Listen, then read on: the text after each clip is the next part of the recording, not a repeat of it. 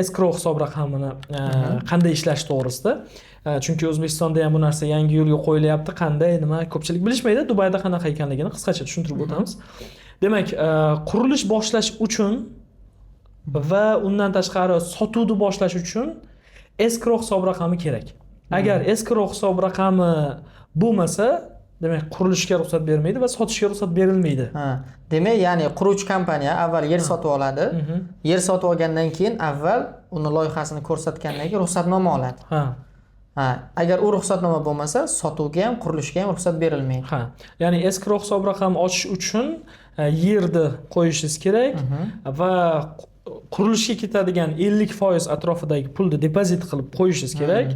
Shtobi sotuvingiz kechikib qolsa ham uyingiz kechikmasligi uchun.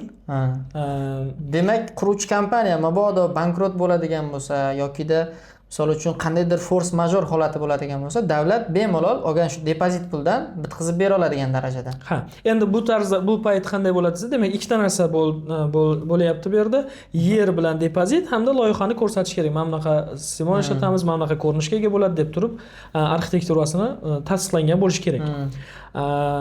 Misol uchun 10 yil o'tib ketgandan keyin bu arxitektura qanaqa arxitektura buzinglar degan narsa bo'lmasligi uchun boshidan hamma narsa tasdiqlangan holatda bo'ladi.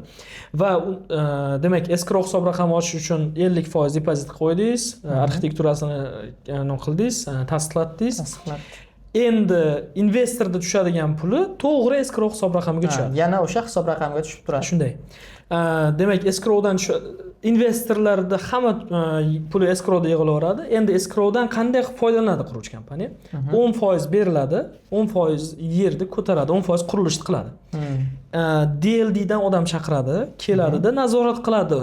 Demak, hamma narsa reja bo'yicha ketyaptimi, sifatli bo'lyaptimi, qurilyaptimi o'zi, yo'qmi degan narsani nazorat qiladi, keyin sertifikat beradi. 10% bitta degan.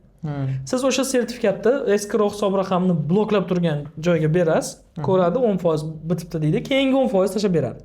Endi shu atrofda masalan quruvchi kompaniya bankrot bo'lib qoladigan taqdirda depozit pul turibdi, hamma quruvchi kompaniya, hamma investorlarda puli ham escrowda turibdi.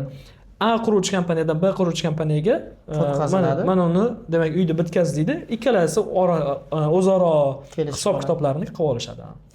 Demak, qisqa qilib aytganimizda 100% ishonchli loyiha o'rta yo'lda bitmasdan to'xtab qolmaydi. Xuddi shunday. Chunki meni o'zim ham 2 yildan buyon ishlayotgan bo'lsam, hali unaqa holatda eshitmadik. Misol uchun 8 yil, 10 yildan buyon ishlayotgan tanish akalarimiz ham shu narsani aytishdi. Ya'ni biz bu joyda ish boshlaganimizdan buyon hozirgacha hech qanday loyiha to'xtab qolmadi.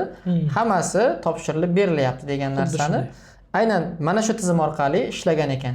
Tushundim endi. O'shaning uchun ham Dubay butun dunyo bo'ylab investorlarga o'zini ishonchli, nima deydi, shahar sifatida ko'rsata olyapti.